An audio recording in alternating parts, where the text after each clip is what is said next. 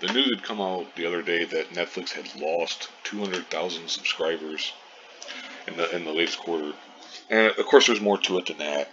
That's all related to them pulling out of Russia because they lost 700,000 subscribers when they did that. So if it wasn't for that, they would have gained 500,000, which for them isn't as much as it should have been, or as it could be, I suppose, because they got 221 million subscribers. But anyway, Fortune did an article. Netflix identified 4 uncontrollable issues that will keep bleeding subscribers in a long letter to investors. And because basically they're talking about how the shares of Netflix nosedived more than 25% on Tuesday after the streaming giant revealed it lost 200 subscribers in the first quarter alone. And it's like, okay, the numbers were dismal because they told investors to expect 2.5 million new subscribers in the quarter, and analysts were expecting more than 2.7. So for them to have lost, even with the whole like Russian thing, even if they hadn't pulled out of Russia, they would have only gained 500,000. So it's not, but that's because their own projections were just way off. I wonder where we've heard that before. But anyway, it says even worse, Netflix is now projecting it will lose an additional 2 million subscribers by the next quarter. And it talked about a lengthy letter to shareholders. The company said its boom during COVID-19 had obscured the picture recently that 4 key factors: increasing competition, which is very valid because everybody's got their damn streaming services now. You got your Disney Plus, your Paramount Plus, you got your Peacock, you got on and on and on. Hulu, of course, and everything. It's crazy. It's just ridiculous. Slowing smart TV adoption, which is driven by the fact that most people already have a smart TV.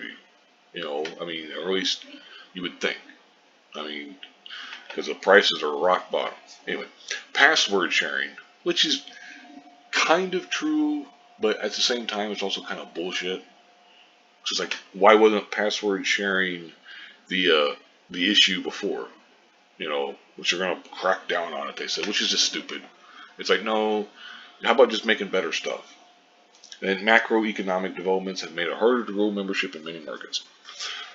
The thing is, management estimates that over 100 million households are using its services without paying due to the sharing of passwords, and said it plans to build a password sharing subscription model to properly monetize these users, which is just fucking stupid. Again, because if you're the type of person, you're like, well, I'm just gonna share my buddy's password or whatever. Are you really into Netflix? Would you be willing to buy it? It's like I did a video the other day about Lauren Lanning talking about with the new Oddworld game. What did 4 million downloads on PlayStation Plus? Well, that was devastating to our money, basically, to our company. I guess I'll say. I'm trying to think of the right word. It's early, but anyways. But it's like that doesn't equate to 4 million people who would buy it. It's just like this 100 million. Now they may be sitting there saying, well, hey, even if only 10% of those households start paying, we'll take that. And it's like, okay, so what are you going to do moving forward? So you've gained yourself 10 million, which I doubt even 10% of these people would, because it's like, you got probably like say a couple friends, who buy Netflix together. They go halvesies on it or whatever. Is that one, who's gonna own it? Who's gonna take the account? And is the other person even going to start subscribing to Netflix? Because there's not much on there. Because the way I think the increasing competition has way more to do with it. Plus, Netflix's own shows and movies and stuff have been going downhill. They're just not as good as they used to be because they've injected all this bullshit woke politics and stuff in it. And even if you don't have a problem with the wokeness and the diversity, they put so much emphasis on that they put less emphasis on it actually being good. So even if you're like, hey, I want diversity, I want inclusion and stuff, because most people don't have a problem with that. I should say everybody don't have a problem with that.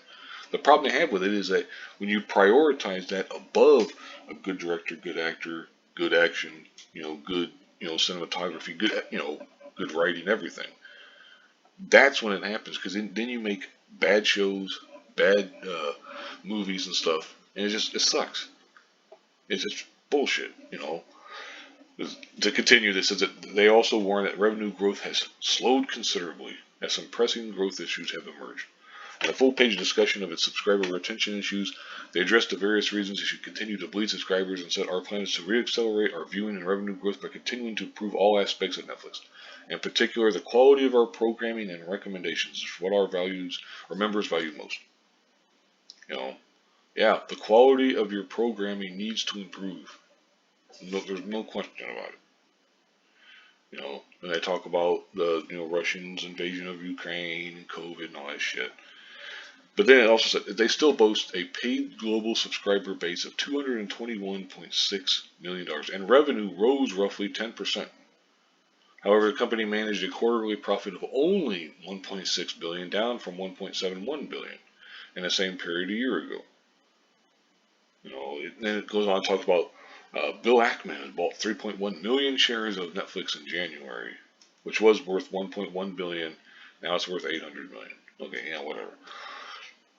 Now, an interesting thing is, Disney's adding a lower price version of its streaming platform that will be supported by advertising later this year in an attempt to boost subscriber growth.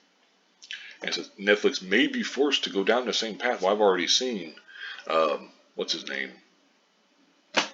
I think Ted from Netflix or whatever, Ted Sarandos, I think. But he's already talked about how they're going to do that. They're going to add an ad based version tier or whatever of Netflix. Now it's hard to say because at the same time, which brings up that the other problem that Netflix has is they keep raising their damn prices. It's fucking ridiculous now. They're wanting you to pay $15, $16, $17, $18, $19 and shit for their stuff, and it's just not good enough anymore. When it was like $10 or even like 11 or 12 or whatever, okay, I might put up with it. But now you start raising it more and more and more, and it's like, what the fuck are you doing? You keep raising the rates, keep raising the price, quality's going down. No wonder people aren't subscribing. No wonder people are canceling their services and stuff. It's not fucking hard. Make better shows, make better movies, and people will be more likely to stick around. Even if the prices increase a bit. But the problem is you still got some people who, regardless, are going to say, "Fuck that! I'll go back to cable." Because it'll be cheaper. Because you got your Peacock, you got your Netflix, you got your Hulu, you got your Disney Plus, your Paramount Plus, on and on and on. And you're like, "Wait, what? All these goddamn services? It's ridiculous." But anyway, I'll go ahead and wrap this up here. There's not a whole lot else to say. It's just Netflix needs to they just need to focus on making the best shows possible, which unfortunately they're not. Because I saw the other day that there's some kind of fucking stupid show he's expecting about some fucking guy, about a man who gets pregnant. And they're like, what? People don't want to watch that shit. Even if it was a comedy, there'd be some people that'd be like, what the fuck is this? Because it's just, it's ridiculous. Anyway, I guess it's maybe a personal, choice or whatever, personal taste. I'll go ahead and wrap this up here. Thank you very much for watching and have a good one.